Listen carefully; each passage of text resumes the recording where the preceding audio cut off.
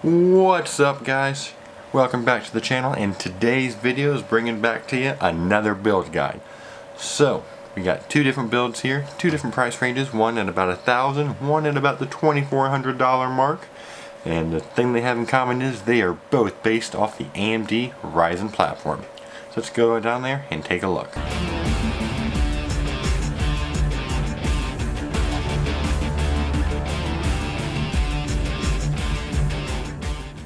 Alright, so here we've got the very first build. This is the $1,000 high mid-tier gaming system based around the AMD Ryzen 5 chip 1500X. Let's take a look. Alright, so we got here an outlet PC. It's the AMD Ryzen 5 1500X. And the reason I went with this one is a good overclock on this chip will actually earn you a lot of performance benefits. And you can see down here it miscorrectly says 6 cores 12 threads. Okay, it's a quad core 8 thread. It's not a 6 core, but it's 3.6 gigahertz. Pretty good. Actually, these things are very different.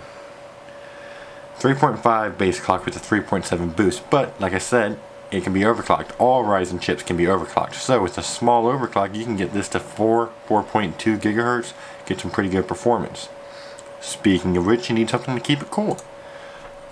CryoRig H7. Very good cooler. Renowned for its reliability, its quiet operation, it's just a good cooler. And the reason I picked this over some other ones like the Hyper 212 Evo or the Noctua like NHI-18 or whatever it's called is because this one is all black. So it's going to blend in pretty nicely. It can go with a lot of color schemes and it won't clash with much of anything that you have in your case, which is kind of what I was going for. But it's quiet, it's powerful, 140 watt total dissipation. That's pretty good. When the Ryzen 5 only has a total draw of, it won't tell me on this, 65 watts, there it is. So that's pretty good. Both of those are going to have to connect together somehow, which is where the motherboard comes in. With the Asus Prime X370, there's a little debate going on between B350 and X370 on the chipsets for overclocking. I'm not going to dive into that here, but I went with X370 for a couple reasons. One, it's a good chipset for overclocking. The price at $150 was right where I wanted it. It's got all the features and connectivity I wanted without anything I didn't. These pictures want to load up. We'll get here. Show you on the side. You got plenty of USB ports or whatnot. USB 3, Type A, and Type C, which is nice. You want to have that these days because you have the connectivity for Ryzen. You might as well have a board that supports and offers what it was made to do. It does come with an M.2 slot on it, even though we're not going to populate it with this build. But be a nice little upgrade for about $100-$150 down the line. Get a nice, decent, fast M.2. But it's a good color scheme. Kind of a black and silver. Pretty neutral. Again, nothing's going to clash. It's going to do pretty much exactly what you want it to do while looking good. Alrighty, here we got the RAM, Corsair Vengeance LPX. It's red, so stick with AMD, AMD Team Red. It looks the same. 16 gigs, which is about the norm these days for almost any build. 16 gigs is kind of where you want to sit. It's good for gaming. You got a little headroom. 2400 speed. You don't need too fast for if you're just gaming off of it, but it's good. It looks nice, and Corsair is actually making RAM that's fully compatible with AMD. Something to look out for. Storage. $1,000. You might as well throw in an SSD, and you can without compromising too much. This is the SanDisk 240 gig.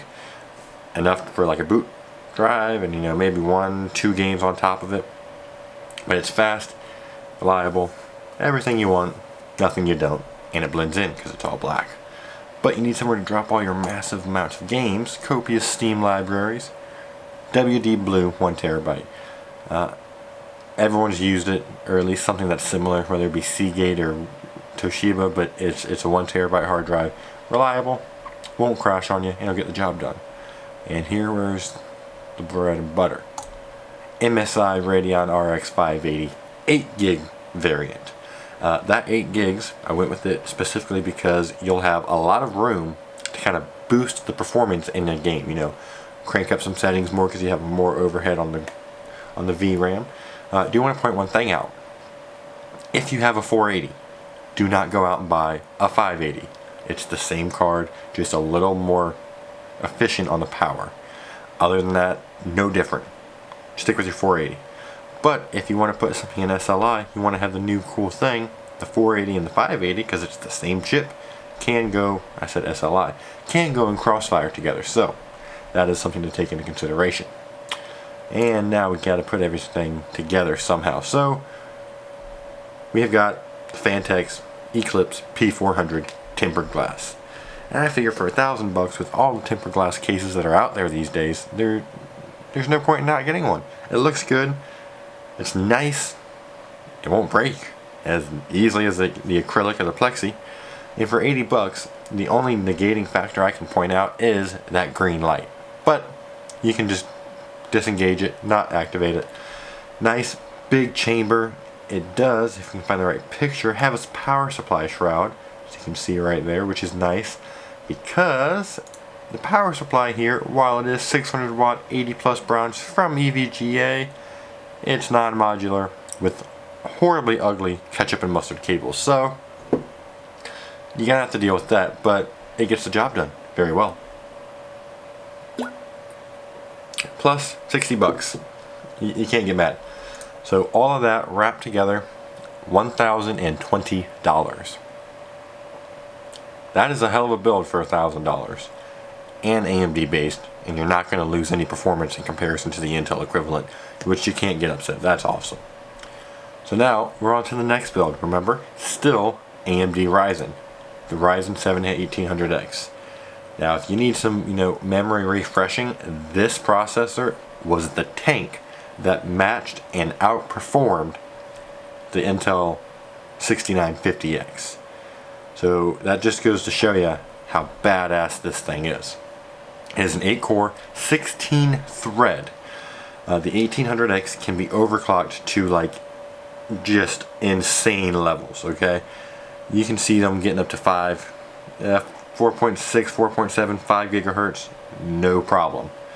It is 16 threads, so it's going to be a multi-application beast when it comes to editing, photo editing, video editing, all kinds of just workstation grade stuff. This will outperform most of the Intel competition. Now on the flip side, if you want to use this build for just gaming, which it is not designed for, but just a gaming build, this is not the processor to go for. The money you're getting for the pure gaming performance does not equate. But for a multi-use system, gaming and editing, this will get it done way better than you've ever would have expected from an AMD system. But when you have AMD, you got to keep it cool. But it's not a big problem anymore. But you still want to make it look nice. So we got the NZXT Kraken X62 for two reasons. One, it's a 280mm all-in-one cooler. Well, that's awesome. That's a ton of cooling performance. You don't need to worry. And two, RGB. This is an RGB AIO, which means on that little monoblock, NZXT logo and the ring around it is RGB, which is just awesome. All controllable through the CAM software. So if you've already got the Hue Plus, you just plug it all in together, you sync it all up, you got a great looking build. Everything's color coordinated. So these two come together on Asus Crosshair, the Asus Crosshair 11 Hero. I think that's 11. Maybe I'm wrong. Whatever. Wonderful board. Just a wonderful board. Ton of connectivity. It looks nice. It has Asus Aura software on the chipset and the I/O cover, so you can customize the color on that, link it all together, make everything blend and mold and look wonderful. It does have M.2 connectivity. If we can bring up this picture any bigger, which we can't, well, it's down there right around here. So you can put down an M.2. You got DDR4 support like all the other AMD Ryzen stuff. It's just a wonderful board. Ton of wonderful qualities. One thing I actually really like, which a lot of boards are doing, is all these SATA ports are at an angle, which I just like seeing because it makes everything look cleaner and nicer. And ton of I/O. It is a hell of a board for $250. It will do everything you need it to and then some. Speaking of what I said of the RAM, going back with Corsair vengeance, because like I said, Corsair is one of those companies that's got it all locked down and is actually making RAM compatible with AMD. This one's a little faster at 2666 megahertz, but if you're feeling a little squirrely, you can overclock it and get a lot more performance. But really, 16 gigs DDR4 2666, this is probably all you're going to need, and it'll perform just fine for you. This will probably be the best upgrade path in this build overall, is maybe going to like 32 gigs, but 16 will get the job done and start you off pretty strong. So you need storage, right? M.2. OCZ, a Toshiba company, the 256 gigabyte M.2. This is a kick-ass M.2. No other way to say it. It is fast, it is reliable, it is fast. I mean, it is a fast M.2, and it is a good M.2. 256 gig. There's your boot drive, and there's, you know, Adobe Premiere, Adobe Photoshop, I mean, whatever you use to edit, all loaded off of here. So it's going to be fast, reliable. You can't go wrong. But you do need something to drop all your raw files and your games. So 3 terabyte WD Blue.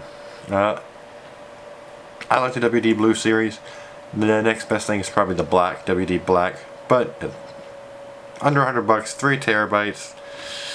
Kind of hard to argue with that. But this is plenty of room to load up all your games, all your raw footages. Got everything real close and handy on something reliable, and it won't crash, which is important. Now this is the important. This is the bread and butter. Once again, this is the EVGA GeForce GTX 1080 Ti for the Win 3. Whew, it's a mouthful, but it's a kick-ass card. EVGA has been making great cards with all For the Win editions, all the way down to the 900, or even before the 900 series, the 700 series. They're just awesome cards. They come out of the box with an incredible overclock.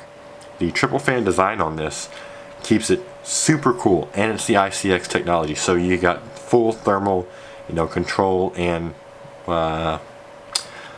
lack of words here, control and diagnostics. You can tell what the temperature is on like every aspect of this board. So if you're into that, if you just want to know what everything's temp's reading at, you can do it.